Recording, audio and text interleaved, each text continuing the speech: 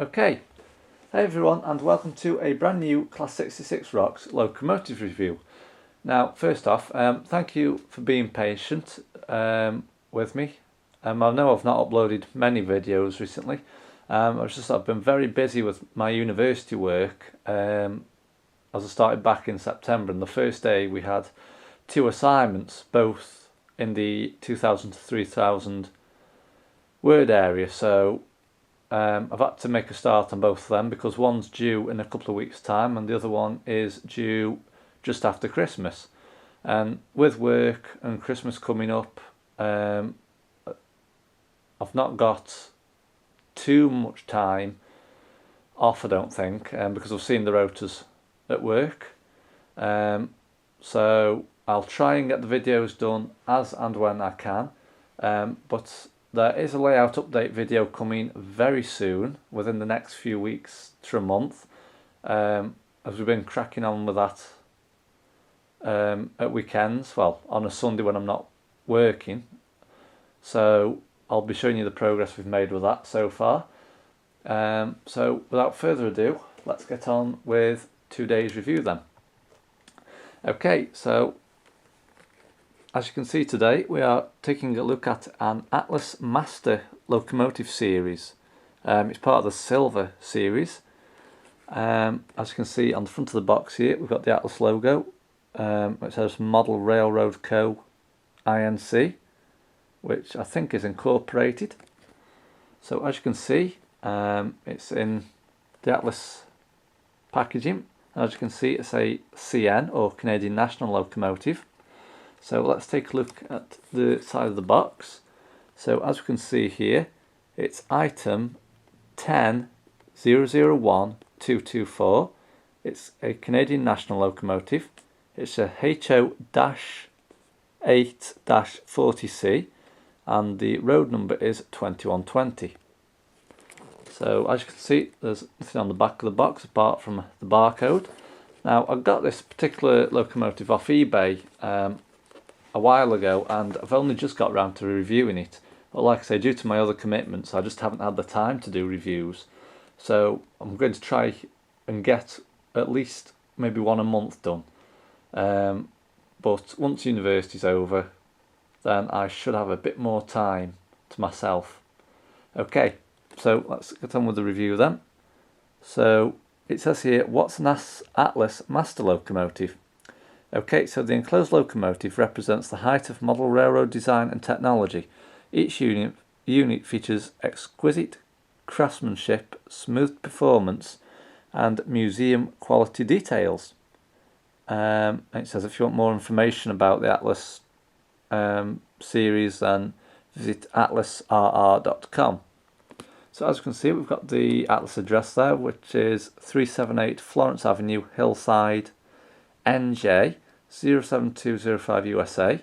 I'm not particularly sure which county NJ is, but if you do know, please leave your comments below.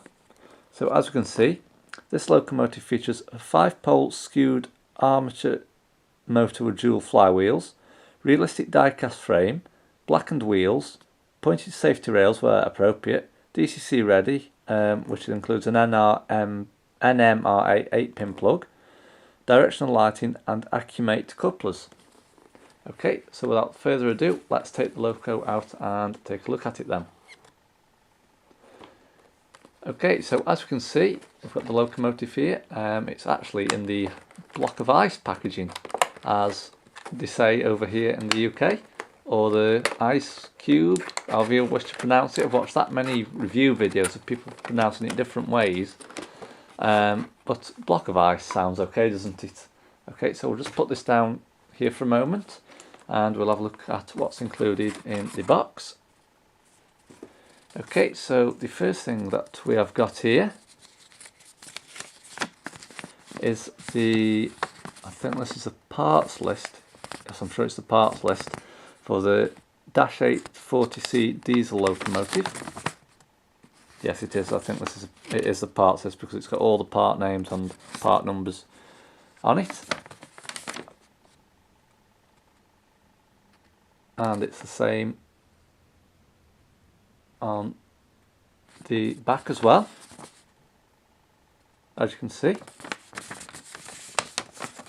So we'll just hold these up a moment. Okay, so the next thing that we've got is the limited 90-day warranty. Now, I'm sure this isn't under warranty because it ran out in 2009 and we're now in 2016, so that's not much use to us. Okay, so let's take a look at the locomotive itself then. So as we can see, we've got the locomotive here. So let's just take it out of this first plastic sleeve. And as you can see, the packaging is like a tyre track. It's the only way I can describe it really. So we've got this black plastic piece here in the middle, so I'm presuming, oh yes, there we go. It all unfolds somehow. So let's take that one out of there. And I have to say, this is a really good way of protecting it. Now I said plastic, but this bottom bit has actually got quite a lot of weight in it. So it does actually feel quite heavy for plastic. So it is a good feature. So I think somehow, yes, there the locomotive is screwed in. So what I'll do, I will pause the video, I'll go and unscrew this and I'll be right back. Okay, hey everyone, so I'm back. I've unscrewed the locomotive, so as we can see here, this is actually plastic. It was the weight of the locomotive that made it feel so heavy. So as you can see there, that's where the screw holes were. So we'll put this to one side now and we will get on with the review itself. Okay, so bringing the locomotive back into shot now. So as we can see here, we have the stunning 8-40 CW. So I've got to say first off, it has got quite a bit of weight to it, hence why I said, oops, my knee just caught the tripod, hence why I said the stand felt quite heavy. So I'll just bring the camcorder around a little bit there. So we will start with the front of the locomotive. Okay, so as we can see here on the front, we have the road numbers on the top left and right hand sides of the roof, which is 2120. Now I haven't programmed this locomotive or put a decoder in it or anything, so I will be getting round to this once I've done the layout update actually. I've got quite a few locomotives I need to get detailed. Moving down, you can see we have the windows on the left and right there, and also in the centre. And the ones on the left and right also have detailed windscreen wipers on them. Okay, so moving down again onto, is it the bonnet I think it's called? Or the hood? Or is the hood the back? Anyway, we have the CN logo, which is short for Canadian National. And as you can see, we've also got some very delicate handrails on the locomotive here, as you can see. And on the front, we also have a knuckle coupler.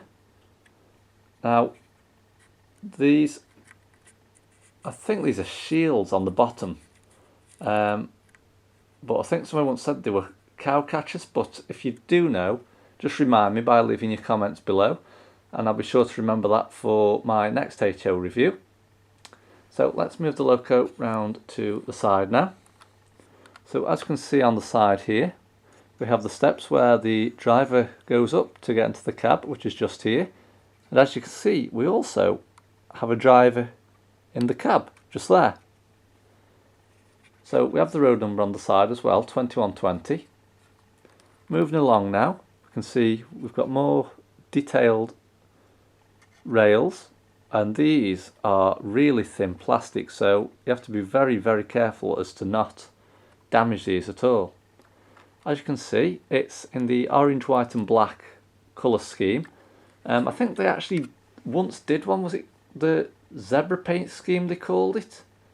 But I'm not entirely sure. I'm sure I've seen that somewhere either on a website or on a video on YouTube, but if you are familiar with it, like I said, please leave your comments below. Okay, so as you can see on the side as well, we have the CN website, which is www.cn.ca. Turning the locomotive to the underside now, you can see we've got 6 wheels on either bogie, on the back and on the front there, as you can see. And I think there might be something hanging down on this other side, so we'll take a look at that in a minute. Moving round to the back of the locomotive now, we can see we have the area where the lights are, but like I say, I'm not too sure which of these actually light up until I've got a decoder into it and give it a run. But as you can see, we've got the road number 2120 on the left and right hand sides, the very delicate handrails just here, and again another knuckle coupler on the back, as well as the CN logo just there. So moving the locomotive round to the other side now, I'm just trying to see where, I think there was something hanging down underneath here actually. Yes, there is, it's just there, so I think it's just something that's come off maybe one of the bogies. So we'll be taking a look at that and getting it fixed once we get round to it.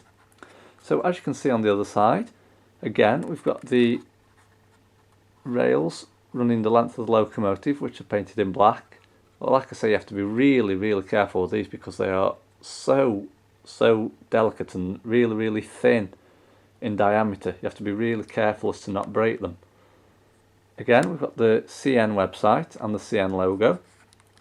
And moving across to the front, you can see we've got the 2120 road number, and you can also see the driver who's on the other side. So I'll just try and zoom that in for you if I can.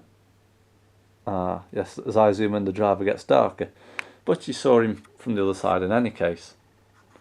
So as you can see again, we've also got some steps leading up here, and these lead round the front here back to the driver's cab. So let's take a look at the roof of the locomotive then. So as you can see on the roof, we have got some detailing, but this is mainly noticeable on the back of the locomotive, where we've got these detailed etched, well I say etched, the fan grills, but they are quite detailed, so they're on pretty par with Hornby and Batman, and probably Helgen as well. So that is a good feature of it. And also we've got the air horns, if you can just see on the top there, and I think, is this the roof exhaust? But correct me if I'm wrong. But like I say, it is a nice locomotive. Once it's running on the layout, then obviously I'll be doing some videos of it. Because eventually what I tend to want to do on the other half of the loft that we haven't yet built the boards for is I'm going to build like a huge siding area, which I want to base on an American marshalling yard, like BNSF or Union Pacific. So I want to really put my American locos in there, maybe along with my British Freightliner ones, as I have got an upcoming locomotive which hasn't been reviewed yet, but from what I've read, EWS actually purchased the company in America, but all will be unveiled when I review it. But that's it basically, the Atlas 8-40C in CN livery.